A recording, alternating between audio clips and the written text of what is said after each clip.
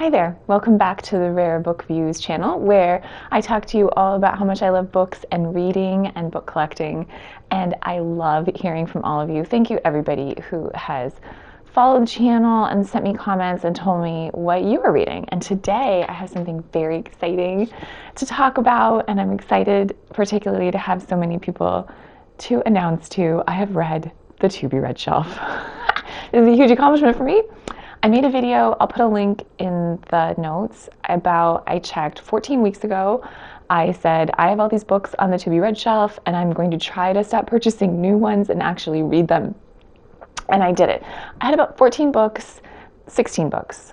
14 weeks, 16 books, but along the way I did read 4 library books, so which is about 20 books.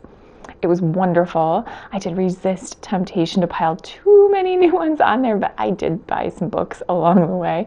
And there's evidence because I talk about all my book buying on the channel. So I can tell you what some of my favorites were.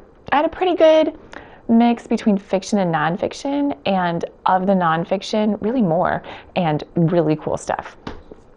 This one was a gift from relative, and it was fantastic because I am a planner, I am a list maker, I'm an organizer, and this whole book is by a drama professional, a teacher, and she talks about just making it up as you go along if you need to, and it's a really cool topic. So, and I'm glad that I finally made time to read it because it's a gift. This was a really good one. This is about libraries.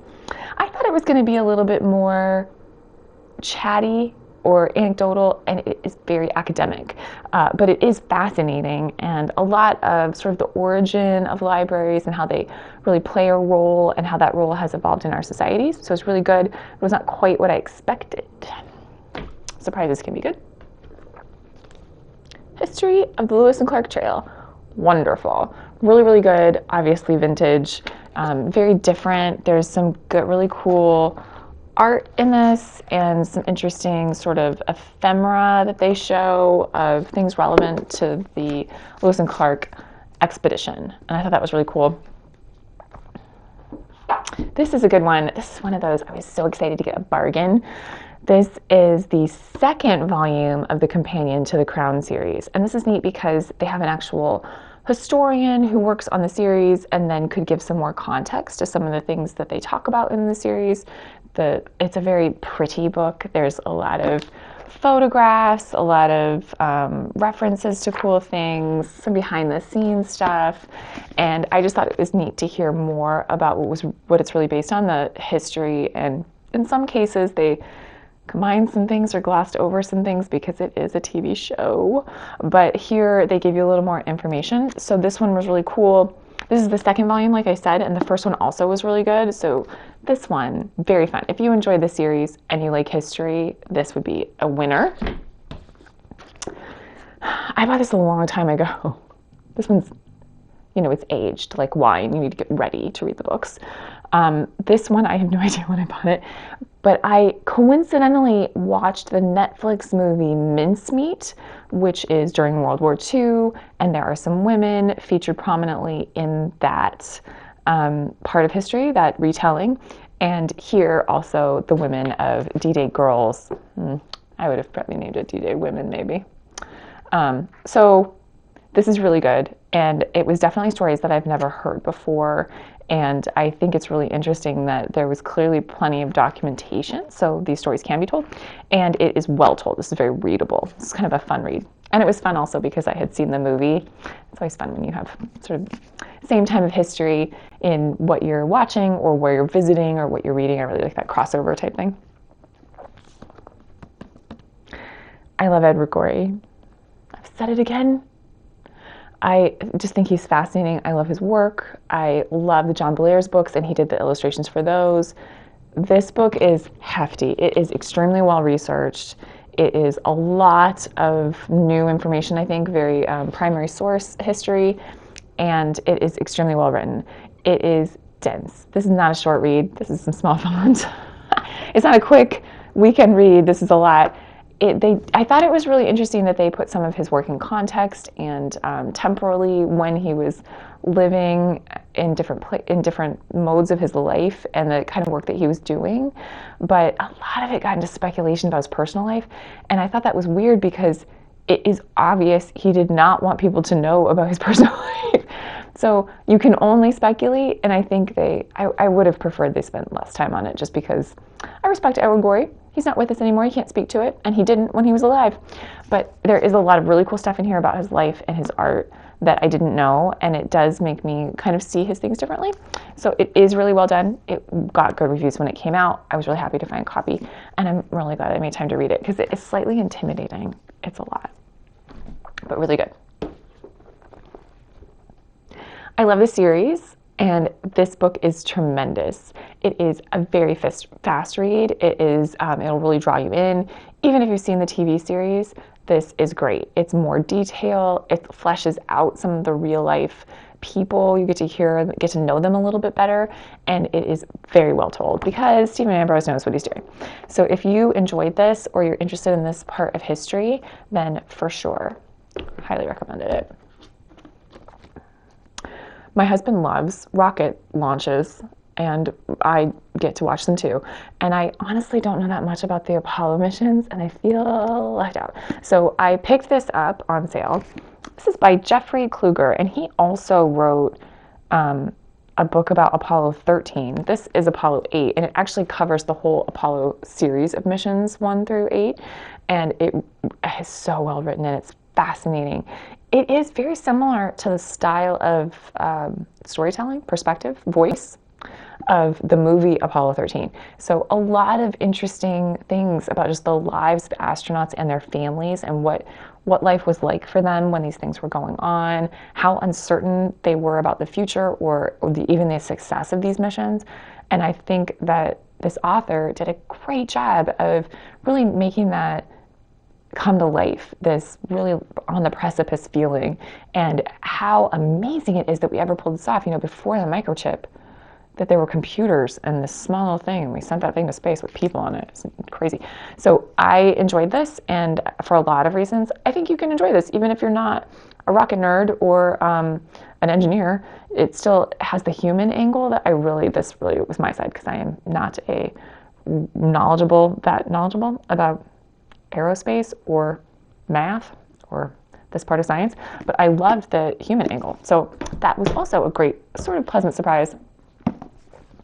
This was possibly my favorite of the nonfiction that I read in this little stretch.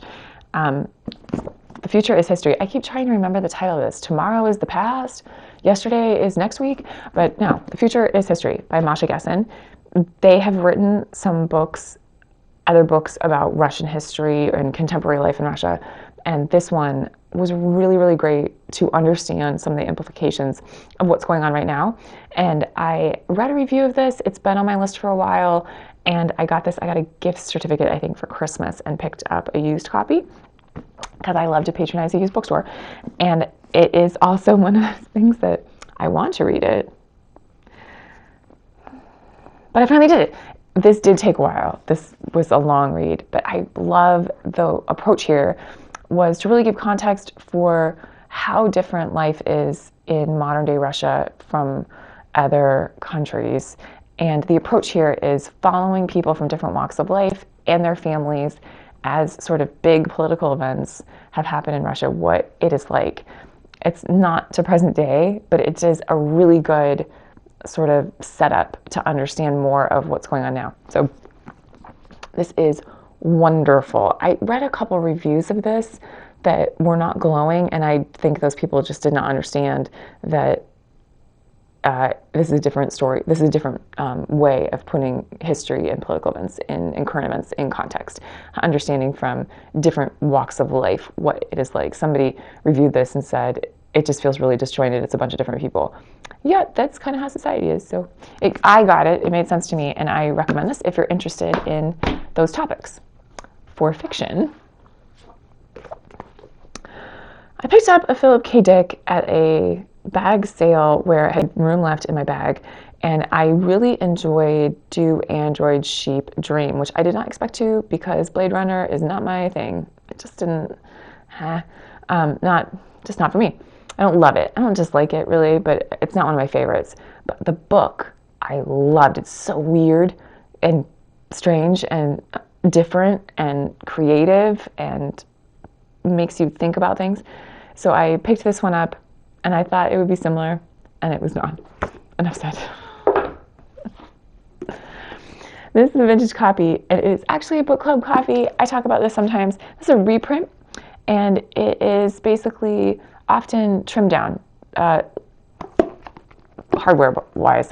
So I think this is probably specs, just a little bit cut down, and maybe a little bit, the paper might be a little bit thinner. This one, sometimes the margins are a little bit smaller on the page. This one looks pretty normal. It looks like it's probably the same as the original. And they're made that way so that they're more economical to produce, and then you can get them as a subscription. This is part of the book. It just says book club edition. Sometimes it says book of the month club, something like that. But this is the original cover art, I think, for this book, or it's vintage cover art. So I think it's kind of fun. And this copy is in amazing condition. It's very crisp. So I have read this before, but I got to reread it, and that was fun. It is short stories. I don't love short stories. I would much rather have a long story. And some of these I have read in different contexts, and I started wondering, where did I read these? But these are Ray Bradbury short stories. They are really cool. They are very Ray Bradbury. They are just 100%. So those were really fun. This is cool. I got these vintage copies. These are in the Boxcar Children's series. These are, I think, number 3 and 4. And sometimes when you reread books that you read as a kid, you think, well, this is terrifying. These kids are in mortal danger all the time. They got lost in the woods in a storm and almost died, I think. And then one of them, there was an arson and an FBI informant and a uranium mine. But as a kid, I remember finding these just very cheery, fun reads. Reread them, especially if you're into sort of dark suspense. Who knew? This one was so good. This is a young adult book about the Salem witch trials, and it is fairly well researched and fascinating. What a good story. It is largely speculative. We don't have amazing first primary sources for what happened during the Salem witch trials. I'm fascinated by witches. It's almost fall. It's almost witch season, so this is a good lead-in. This is a great book, and I think it's really well written. It's very cool, this idea of what happened really during the Salem witch trials, what happened to these women, why were these people who were sort of in marginalized parts of society, why was it so easy to just convince people they were witches, and what were sort of the powers that be at the time, what was the movement going on. This is told from the perspective of one enslaved woman from Barbados, and I think that those are the only facts that are actually known about her. So the rest of this is all speculation. The only thing that I thought was interesting choice was that they all speak with modern dialect. I don't think it's very accurate, but the story is great. It is interesting to think about what kind of forces were at play at the time, and really how much have things changed. Wonderful. Great book. The Word is Murder. Anthony Horowitz. I read a book by him. Cannot remember the name of it off the top of my head. I got this book also at that bag sale where I just had some room and I'll just grab some fiction that maybe will be fun. And that is a blessing and a curse, because then you have some great fiction to read, but you have no idea how good it's going to be. You're not really invested in it, so when are we going to ever read these? So it was really good to actually set aside and be disciplined and just read the books on hand. Really great. This I really enjoyed. He's a great writer. I can't wait to read more Anthony Horowitz. Fantastic. Okay. This is my favorite book of the effort of all of the to be read shelved. Susanna Clarke. Weird. I love it. I love how strange these books are. She has completely different stuff. There's some authors that I love that their books are very similar, and that's nice because I know what I'm getting into. I know I'm going to love it. Like when you go to a restaurant and you order the same thing because you love it, and so you know you're going to love it. Susanna Clarke. It is not going to be the same, and I'm still going to love it. I loved Jonathan Strange and Professor Norrell. It is a weird book. It is set in sort of, I don't know, Elizabethan Georgian England in a time when people have forgotten how to do magic. And there are books about magic, and there are books that are inherently magic. And in this fictional telling of this alternate reality, the footnotes are key to the story. So I loved that. Some people don't like it. Love it. I love a footnote in a fiction book. She wrote a book of compilation of fairy tales that is also very different and wonderful. This is so good. It has a little bit of this, what if things really could happen? What if there really was magic? Which I guess is the thread of her books, that what if there really was magic? And but it is one of those stories that you start in sort of the middle. It's not the beginning, middle, end. I think in my college literature class, I learned this was in medias res is the term. We're going to start in the middle and sort of figure out what's going on from context clues.